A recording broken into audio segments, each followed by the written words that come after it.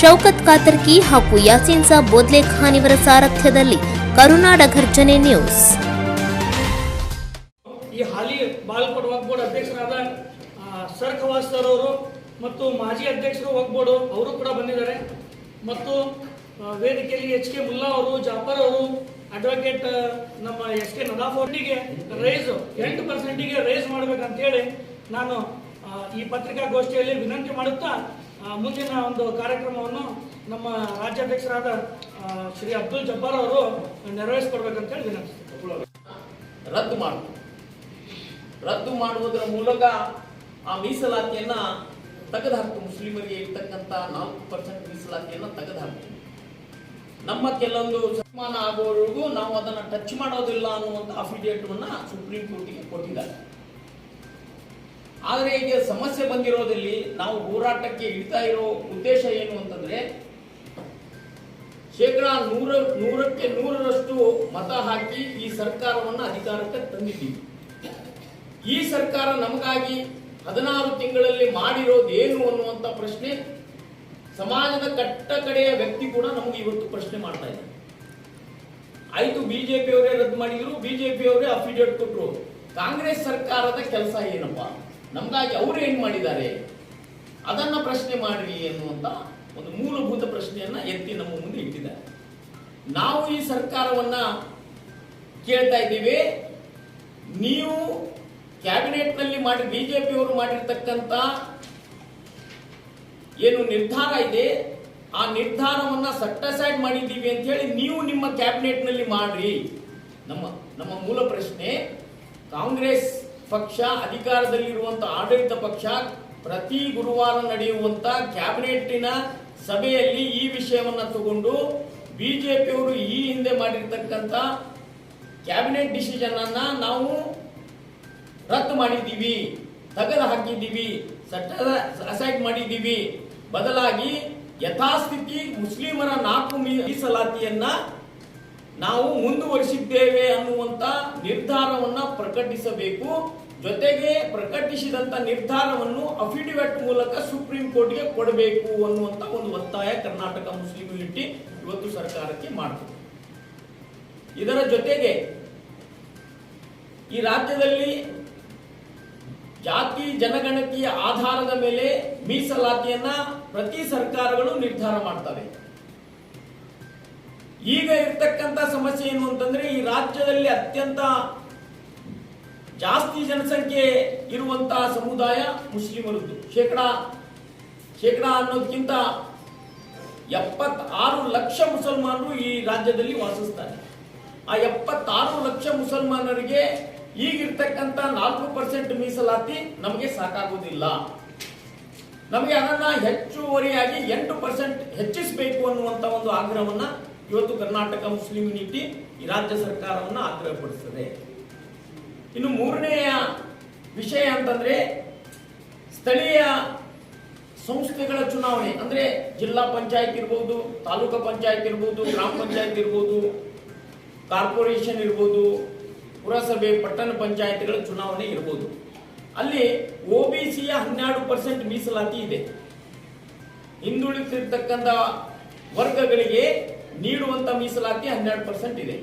ಆ ಮೀಸಲಾತಿಯಲ್ಲಿ ಮುಸ್ಲಿಮರಿಗೆ, ಕುರುಬರಿಗೆ, ಗಾಣಿಗೇರ ಸಮುದಾಯಕ್ಕೆ ಮತ್ತು ಆರ್ಥಿಕವಾಗಿ ಹಿಂದುಳಿದಿರ್ತಕ್ಕಂಥ ಸಮುದಾಯಗಳಿಗೆ ಹೊಡೆದು ಹಾಕಿ ಪ್ರತ್ಯೇಕ ತಲಾ 3ರಂತೆ ಹೊಡೆದು ಹಾಕಬೇಕು ಅನ್ನುವಂತ ಆಗ್ರಹವನ್ನು ನಾವು ಮಾಡ್ತಾ ಇದ್ದೇವೆ. ಇದಕ್ಕಾಗಿ ಸರ್ಕಾರ ಕಾನೂನಿನಲ್ಲಿ ಬದಲಾವಣೆಯನ್ನ ತರಬೇಕು. ಇದೇ ಕಾನೂನು.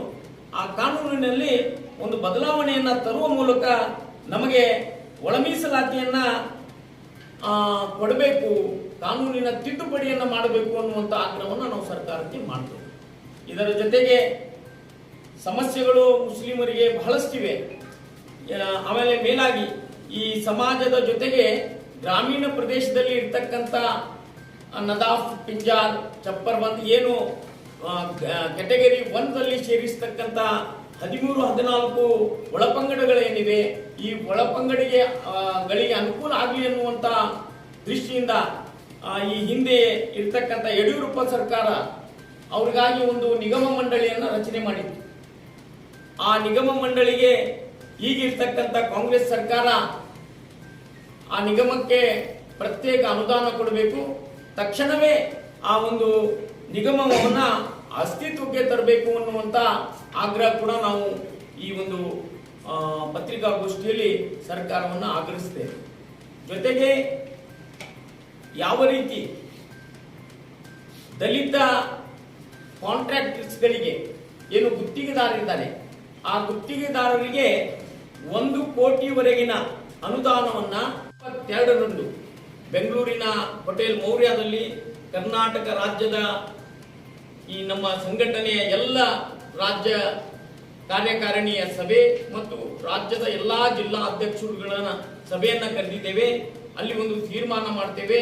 ಸರ್ಕಾರದ ಮೇಲೆ ಯಾವ ರೀತಿಯ ಒಂದು ಒತ್ತಡದ ತಂತ್ರವನ್ನು ಅನುಸರಿಸಬೇಕು, ಯಾವ ರೀತಿ ನಾವು ಸರ್ಕಾರದ ಮೇಲೆ ಒತ್ತಡವನ್ನು ಹೇರಬೇಕು, ನಮ್ಮ ಮೂಲಭೂತ ಹಕ್ಕುಗಳನ್ನ ಪಡ್ಕೊಳ್ಳಿಕ್ಕೆ ಯಾವ ರೀತಿಯ ಕಾರ್ಯತಂತ್ರಗಳನ್ನ ಮಾಡಬೇಕು ಅನ್ನುವಂಥದ್ರ ಬಗ್ಗೆ ಚರ್ಚೆ ಮಾಡ್ತೀವಿ. 25/8/2024 ಬಿಜಾಪುರದ ಗೋಳ್ ಗುಮ್ಮಟ್ನಿಂದ ನಮ್ಮ ಯಾತ್ರೆ ಹೊರಡಬೇಕಾಗಿದೆ. ತೀರ್ಮಾನ ನಾಳೆ ಪ್ರಕಟಿಸ್ತೀವಿ ಬೆಂಗಳೂರಲ್ಲಿ 22ರಂದು. ಆದರೂ ಕೂಡ ಇವತ್ತು ಆ ನಿಟ್ಟಿನಲ್ಲಿ ನಾವು ಸಭೆ ಕರೆದಿರೋದ್ರಿಂದ 25 ಹೊರಟು 26ರಂದು ಬೆಂಗಳೂರಿನ ಫ್ರೀಡಂ ಪಾರ್ಕ್ನಲ್ಲಿ ಅವತ್ತು ಒಂದು ದಿನದ ಒಂದು ಧರಣಿ ಸತ್ಯಾಗ್ರಹವನ್ನು ಮಾಡುವುದರ ಮೂಲಕ ಸರ್ಕಾರದ ಗಮನವನ್ನು ಸೆಳೆಯಲಿಕ್ಕೆ ಒಂದು ಪ್ರಯತ್ನವನ್ನು ಮಾಡ್ತಾ ಇದ್ದೇವೆ. ನಾವೆಲ್ಲರೂ ಕೂಡ ನಮಗೆ ಸಹಕರಿಸಬೇಕು. ಮಾಧ್ಯಮದವರು ಮಾತ್ರ ಈ ರಾಜ್ಯದಲ್ಲಿ ಏನಾದರೂ ಕ್ರಾಂತಿಕಾರಿ ಚಳವಳಿಯನ್ನ ಮಾಡಲಿಕ್ಕೆ ಸಾಧ್ಯಪ್ಪ ಅಂತಂದ್ರೆ ಅದು ಮಾಧ್ಯಮದಿಂದ ಮಾತ್ರ ಸಾಧ್ಯ. ಮಾಧ್ಯಮದವರು ನೀವು ಎಷ್ಟು ನಮಗೆ ಸಪೋರ್ಟ್ ಮಾಡ್ತೀರಿ ಅಷ್ಟು ನಾವು ಹೋರಾಟದಲ್ಲಿ ಸಕ್ಸಸ್ ಆಗ್ತೀವಿ, ಯಶಸ್ವಿ ಆಗ್ತೀವಿ ಅನ್ನುವಂಥ ಒಂದು ನಂಬಿಕೆ ನಮಗಿದೆ. ಕಾರಣ ತಾವು ಕೂಡ ನಮಗೆ ಈ ಒಂದು ಏನು ನ್ಯಾಯೋಚಿತ ಹಕ್ಕುಗಳನ್ನು ಪಡೀಲಿಕ್ಕೆ ಸಹಕರಿಸಬೇಕು ಮತ್ತು ಯೋಗ್ಯವಾಗಿರ್ತಕ್ಕಂಥ ಸಹಕಾರ ತಮ್ದು ಇರಬೇಕು ಅನ್ನುವಂಥ ಕಳಕಳಿ ಮನವಿಯನ್ನು ಮಾಡದಂತ ನನ್ನ ಈ ಒಂದು ಗೋಷ್ಠಿ ನೇತೃತ್ವದಲ್ಲಿ ಇವತ್ತು ಈ ಒಂದು ಪತ್ರಿಕಾಗೋಷ್ಠಿಯನ್ನ ಏರ್ಪಡಿಸಲಾಗಿದೆ. ಉದ್ದೇಶ ಇಷ್ಟೇ, ಕರ್ನಾಟಕ ಮುಸ್ಲಿಂ ಯೂನಿಟಿ ಈ ರಾಜ್ಯದಲ್ಲಿ ಕಳೆದ 3 ವರ್ಷಗಳಿಂದ ಕೆಲಸ ಮಾಡ್ತಾ ಇದೆ. ಇದರ ಉದ್ದೇಶ ಏನು ಅಂತಂದ್ರೆ ಈ ದೇಶದಲ್ಲಿ ಇರ್ತಕ್ಕಂಥ ಮುಸಲ್ಮಾನರಿಗೆ ಸಂವಿಧಾನಾತ್ಮಕವಾಗಿ ಏನು ಹಕ್ಕುಗಳು ಕೊಡಲಾಗ್ತಾ ಇದೆ ಆ ಹಕ್ಕುಗಳು ಸರಿಯಾಗಿ ಸಿಗದೇ ಇದ್ದಾಗ ಅದರ ಪರ ನಿಂತು ಕೆಲಸ ಮಾಡಲಿಕ್ಕೆ ಈ ಒಂದು ಸಂಘಟನೆ ಕೆಲಸ ಮಾಡ್ತಾ ಇದೆ.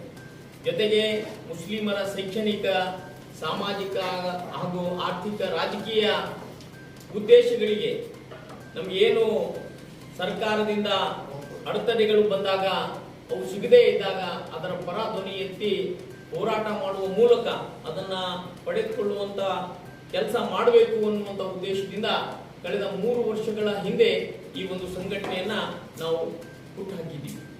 ಈಗಾಗಲೇ ಈ ಒಂದು ಸಂಘಟನೆ ಕರ್ನಾಟಕ ರಾಜ್ಯದ ಸಂಘ ಸಂಸ್ಥೆಗಳ ನೋಂದಣಿ ಕಾಯ್ದೆ 1960ರ ಅಡಿಯಲ್ಲಿ ನೋಂದಾಯಿಸಲಾಗಿದೆ. ಇಡೀ ರಾಜ್ಯಾದ್ಯಂತ ಎಲ್ಲ ಜಿಲ್ಲೆಗಳಲ್ಲೂ ಈ ಸಂಘಟನೆಯ ಶಾಖೆಗಳು ಇವತ್ತು ಕೆಲಸ ಮಾಡ್ತಾ ಇದೆ. ಅದರಲ್ಲೂ ವಿಶೇಷವಾಗಿ ಉತ್ತರ ಕರ್ನಾಟಕದ 14 ಜಿಲ್ಲೆಗಳಲ್ಲಿ ಈಗಾಗಲೇ ಸಮಿತಿಗಳು ರಚನೆಯಾಗಿವೆ. ಎಲ್ಲ ಜಿಲ್ಲೆಗಳಲ್ಲೂ ಅಧ್ಯಕ್ಷರನ್ನ ನೇಮಿಸಲಾಗಿದೆ. ಅವರು ತಮ್ಮ ಕಾರ್ಯಕ್ಷೇತ್ರದಲ್ಲಿ ಬರ್ತಕ್ಕಂಥ ಎಲ್ಲ ತಾಲೂಕುಗಳಲ್ಲಿ, ಗ್ರಾಮ ಮಟ್ಟಗಳಲ್ಲಿ, ಹೋಬಳಿಗಳಲ್ಲಿ ಇದರ ಒಂದು ಶಾಖೆಗಳನ್ನ ಅವರು ಮಾಡಿ ಸಂಘಟನೆಯನ್ನ ಮಾಡ್ತಾ ಇದ್ದಾರೆ. ಈಗ ನಮ್ಮ ಮುಂದೆ ಇರ್ತಕ್ಕಂಥ ಮೂಲವಾಗಿರ್ತಕ್ಕಂಥ ಸಮಸ್ಯೆ ಅಂತಂದ್ರೆ 2B ಮೀಸಲಾತಿ. ಕಳೆದ ಬಿಜೆಪಿಯ ಸರ್ಕಾರ ಅಧಿಕಾರ